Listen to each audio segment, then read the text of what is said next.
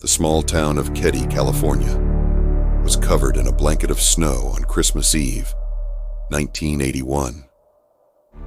Christmas lights glowed on the houses, but no one could have imagined that the tranquility of this festive night would be shattered by a brutal crime. On that night, Sue Sharp, a 36-year-old single mother, was spending Christmas with her children, Sheila, 14, Ricky, 10, and Greg, 5, in an isolated cabin. They didn't have much, but each other's presence was enough to make the holiday special. However, that fateful night would turn into a nightmare for everyone. As the evening went on and the snow continued to fall heavily, Sue's children went to bed. But Sheila, the eldest daughter, had a strange feeling. The silence in the house felt heavy, oppressive. She heard a noise coming from the living room. When she looked through the door crack, she saw a shadowy figure moving down the hallway. She tried to wake her mother, but Sue was in a deep sleep. Sheila didn't know what to do, but she decided to check the house. What she found in the living room was indescribable. The soft light of the Christmas tree reflected off the blades of a knife, and what remained of Sue and her children's bodies was a grotesque spectacle. Sue had been tied to a chair, her mouth sealed with duct tape, and her body covered in deep cuts and punctures. Her children had been brutally murdered, with Ricky found with his head crushed by a heavy object. In the corner of the room, the small Tina, aged 12, was missing. The investigation revealed even more disturbing details. The killer seemed to have entered the house silently, possibly someone familiar with the family, someone who knew their routines. What was even more chilling, however, was the fact that after the crime, the killer seemingly sat and spent some time in the room, leaving a sense of distortion in the crime scene. There were bloody handprints on several surfaces, as though the killer had been touching everything, enjoying the pain and chaos. Sheila, traumatized, was the only survivor, but she was unable to provide a clear description of the killer. The case remained unsolved for years. However, in 1984, new evidence was found when Tina's body was discovered in a remote area, about 18 miles from Keddie. She was found with signs of abuse, and there were marks that suggested the killer had tortured his victim before killing her.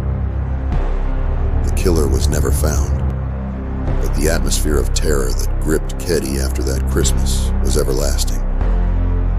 The house where the tragedy occurred, now abandoned and decaying, remains a place of nightmares for anyone who dares to visit. Local residents avoid speaking about the case, and many report feeling a strange presence near the area, especially on Christmas nights. Michael W., a 33-year-old man, had spent much of his life in silence, immersed in a routine of uneventful days.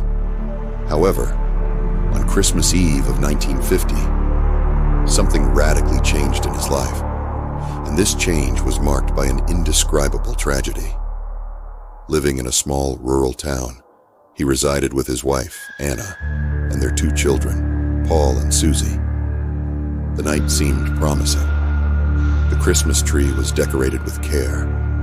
The children were eager to open their gifts, and the house was full of joy and laughter. However, that Christmas night would become the last for Michael's family.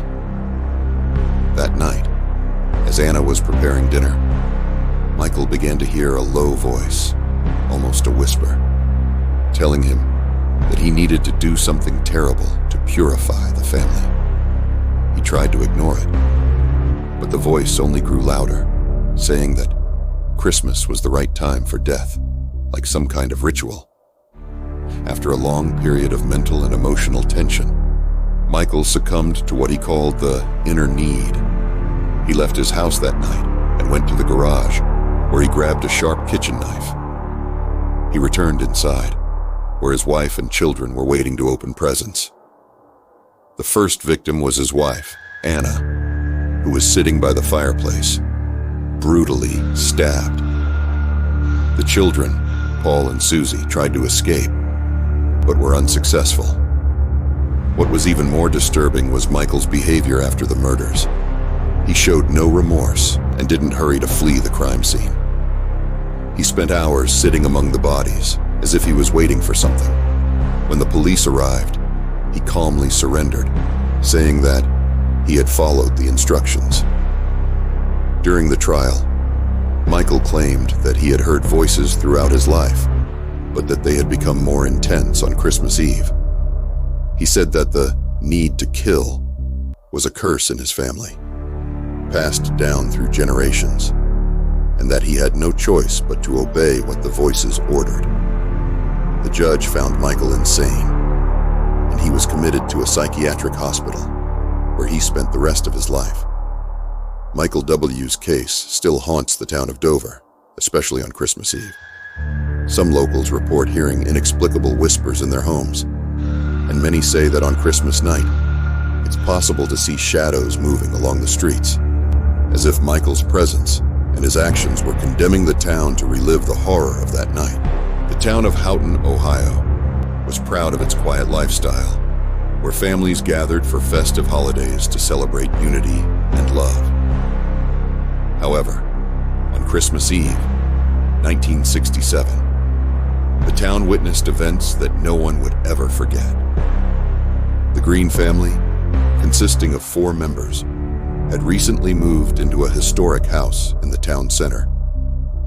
The house, built in the early 1900s, had a charming architecture and a welcoming atmosphere, perfect for a traditional Christmas. However, as the night progressed, something strange began to happen. The Green family started hearing heavy footsteps from upstairs, but when they went to investigate, no one was there. They thought it was just the old house creaking, but when things began to move on their own, a sense of unease took over. During Christmas dinner, the doors closed by themselves, and the lights flickered intermittently, as if someone were playing tricks on them. Later, Chris, the youngest child of the family, aged 9, woke up in the middle of the night and claimed to have seen a strange figure in the hallway. Tall, thin, with a deformed face that looked like a demon. The terror reached its peak when on Christmas morning, the Christmas tree was destroyed. Not only were the ornaments removed, but something even more grotesque had happened.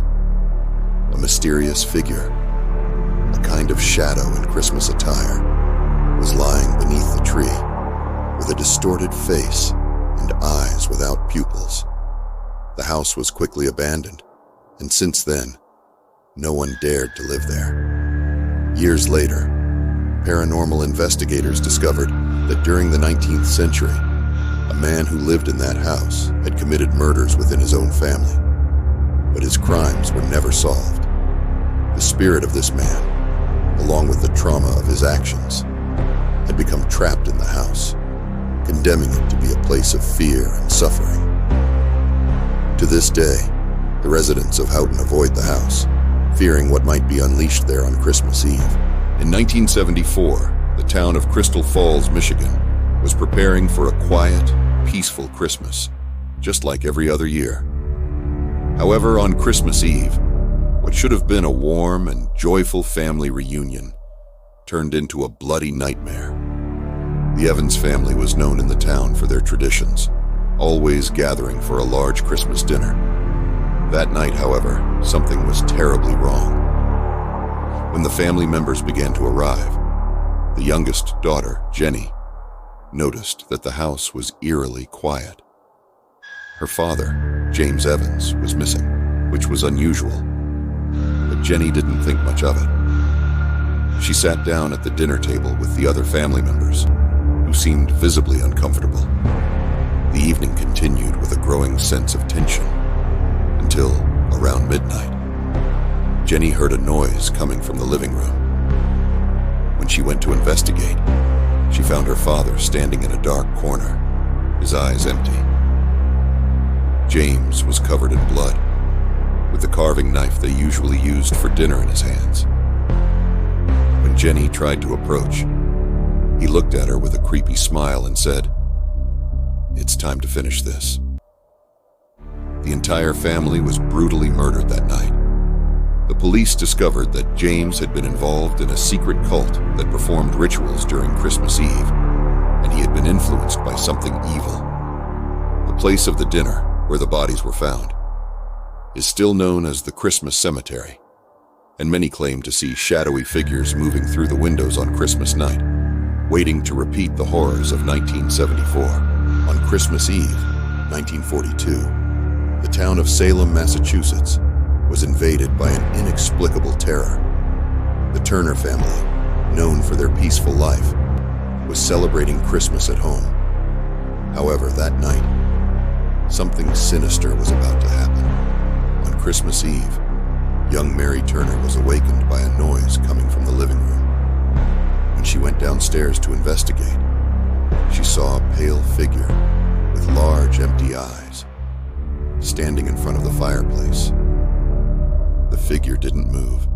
It just watched her with an expression of total emptiness. Terrified, Mary tried to scream, but no sound came out. Then the figure spoke in a low whisper, saying, "I've been waiting for you." After that, the spirit disappeared as quickly as it had appeared, but the consequences would be far more profound than she could ever imagine. The next morning, the Turner family was found dead, with cold handprints on their bodies and an eerie sense of absence filling the house. Since then, no one has dared to enter the Turner family house on Christmas Eve, fearing the visit of the spirit that was never seen again, but whose presence is still felt.